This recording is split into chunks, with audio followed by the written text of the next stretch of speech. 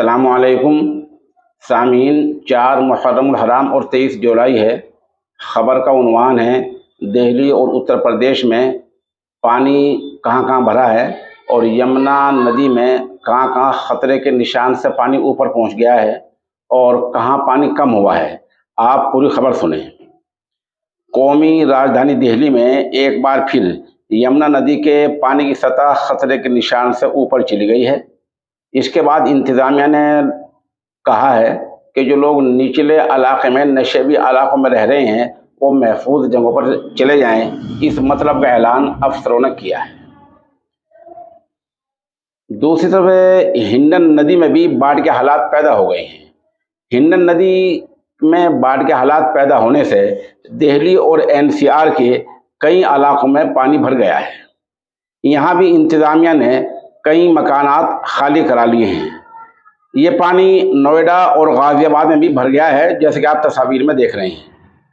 बताते हैं कुछ दिन पहले भी नोएडा के सेक्टर 135 में पानी भर गया था और उधर 17 जुलाई को ग्रेटर नोएडा में भरे पानी में नहाने गए 2 लड़के डूब गए थे। एनसीआर के इलाका फरीदाबाद में भी पानी भर गया है। बहरहाल दिल्ली की यमुना नदी हो या हिंडन नदी हो, दोनों में पानी ज़्यादा आ गया है। बाढ़ जैसे हालात पैदा हो गए हैं और दिल्ली एनसीआर में जो निचले नशेबी इलाके हैं उनसे कहा गया है कि आप लोग मकान खाली कर दें और महफूज जगहों पर चले जाएं। इंतज़ामिया ने इस मतलब का ऐलान किया है।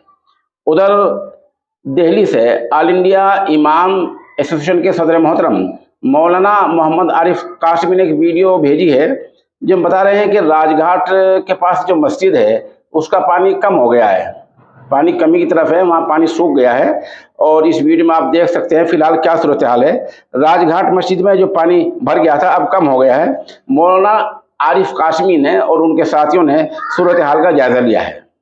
उधर मगरबी यूपी के ज़िला शामली के कस्बा कैरान से गुजर रही यमुना नदी का पानी वार्निंग पॉइंट से ऊपर पहुँच गया है। ये वार्निंग पॉइंट ये भी खतरे का होता है, लेकिन खतरे के निशान से कुछ कम होता है। इससे किसानों की तशवीश बढ़ गई है। जगह जगह की तस्वीर भी हम आपकी खिदमत में पेश कर रहे हैं।